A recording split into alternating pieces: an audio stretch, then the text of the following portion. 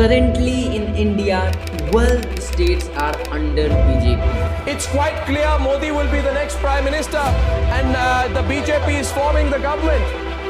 सावरकर्मा ने तिल मिलावट से भेजी और भेजे गए और ज्योतिर्लिंग की स्थापना हुई।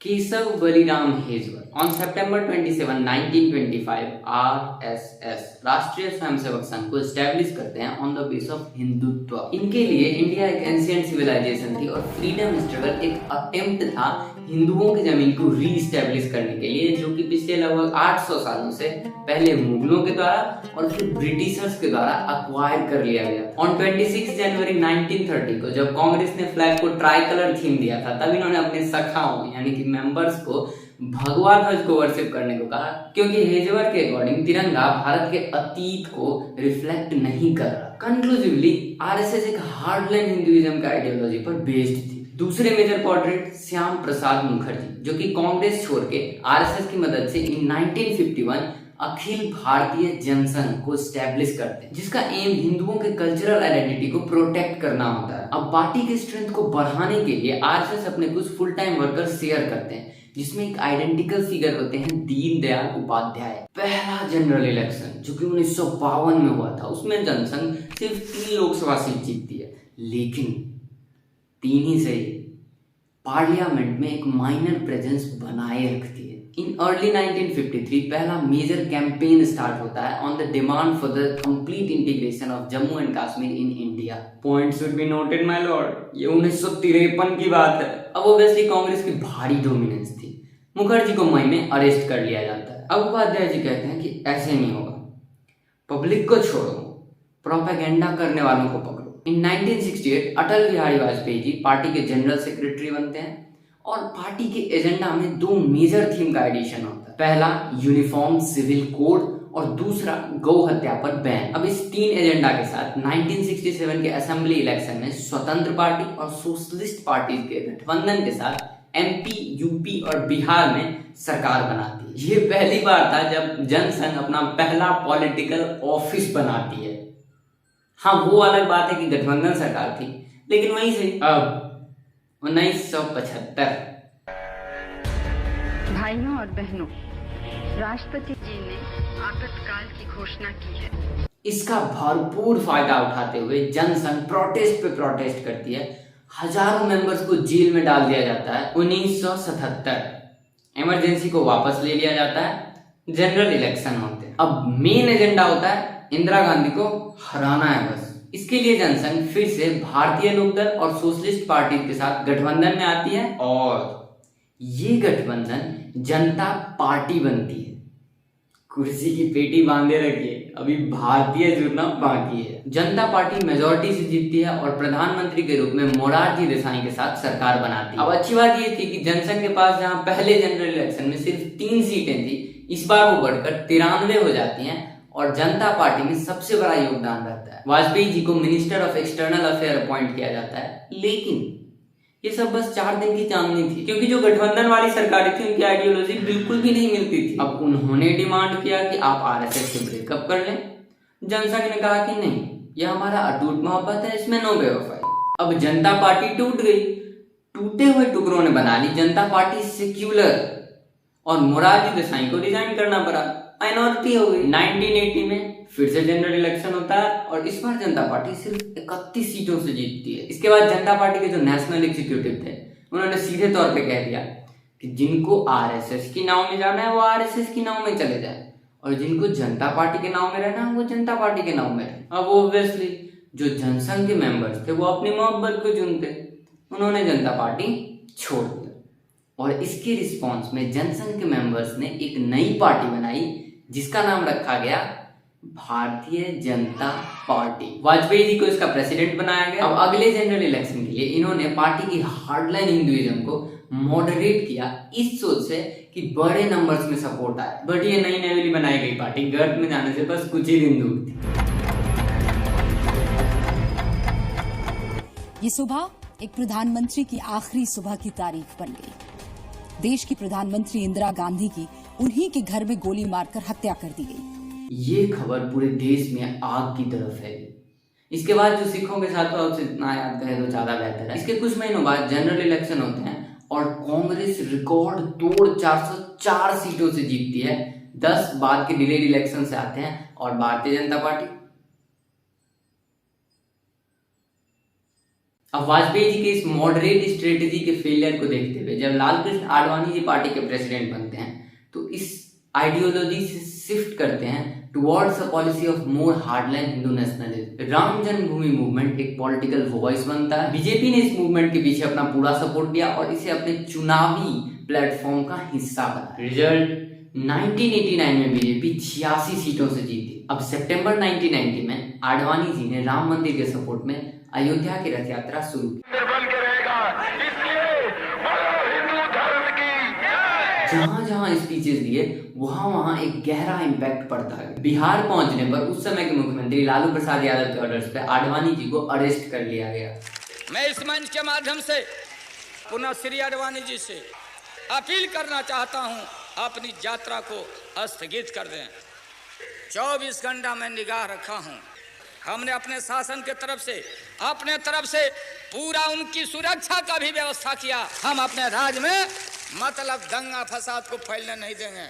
जहां फैलाने का नाम लिया और जहां बवेला खड़ा करने का नाम लिया तो फिर हमारे साथ चाहे राज रहे या राज चला जाए, हम इस पर कोई समझौता करने वाले नहीं हैं। और उस समय यूपी के मुख्यमंत्री मुलायम सिंह यादव के ऑर्डर्स पर लगभग 1.5 लाख सपोर्टर्स को जेल में डाल दिया। फिर भी उसमें से लगभग आधे अयोध्या पहुंचे और कुछ ने मस्जिद पर हमला किया। फोर्सेस के साथ 3 दिनों की लड़ाई कई सेवकों की मौत के साथ खत्म हुई। अब ये कई सेवकों की मौत आग में घी डालने के काम आया। इसके बाद कई जगह हिंदू मुस्लिम दंगे हुए और 1992 आरएसएस और उसके एफिलिएट से मस्जिद की ओर 1 लाख से अधिक विश्व हिंदू परिषद और भारतीय जनता पार्टी के कार्यकर्ताओं के साथ एक रैली का आयोजन किया। रैली एक अटैक में डेवलप हुई और मस्जिद के डेमोलिशन के साथ खत्म हुई। अगले कुछ हफ्तों में पूरे देश में हिंदुओं और मुसलमानों के बीच दंगों की लहरें आई। गवर्नमेंट ने विश्व हिंदू परिषद को बैन कर दिया और आडवाणी जी के साथ साथ कई और बीजेपी लीडर्स को अरेस्ट कर दिया। अब इस सभी का इफेक्ट दिखा 1996 के पार्लियामेंट्री इलेक्शन, जहां 161 सीटों से बीजेपी की जीत होती है और वाजपेयी जी प्रधानमंत्री की शपथ लेते हैं। लेकिन ये 13 दिन की चांदनी होती है after 13 days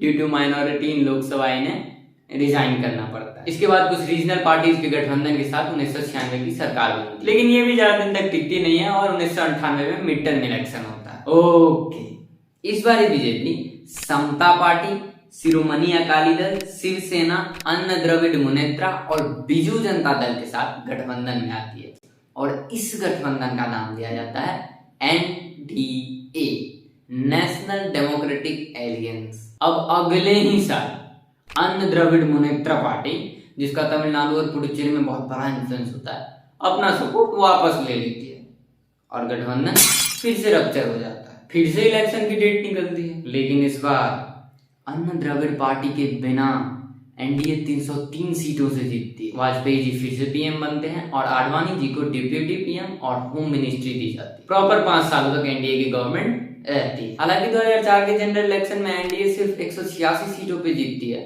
as compare to Congress जो कि 222 सीटों से जीतती है। मनमोहन सिंह जी प्राइम मिनिस्टर के पद पे आते हैं, जो आगे जाके 3rd लॉन्गेस्ट सर्विंग पीएम बनते हैं। अब 2014 के इलेक्शन पे आते हैं विद नरेंद्र दामोदर दास।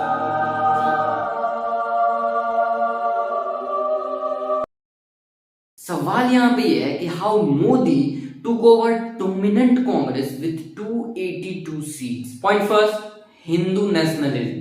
इन्होंने अपने इमेज को पब्लिक में ऐसा दिखाया कि ये एक हार्डलाइन हिंदुइज्म फॉलोअर है। ये केवल हिंदू सेरेमनीज को अटेंड किया करते थे, जिससे हिंदू रिलीजियस लीडर्स इनके सपोर्ट में आए। Point second, corporate support.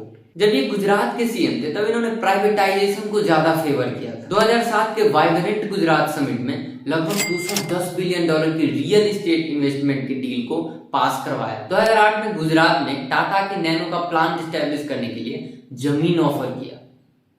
अब इससे ज्यादा कंपनियों को क्या चाहिए? तो इस सब से कॉर्पोरेट लीडर्स के साथ बहुत अच्छा रिलेशन बन गया, जो कि पिछले वाली सरकार के साथ ऐसा नहीं था। अब ये रिलेशन काम आया 2014 के इलेक्शन के टाइम। फंडिंग रेज करने, क्योंकि लोकतंत्र की लड़ाई खर्चीली होती है। ऐसा एस्टिमेट किया गया था कि मोदी के कैंपेन की कॉस्ट लगभग 5,000 करोड़ थी।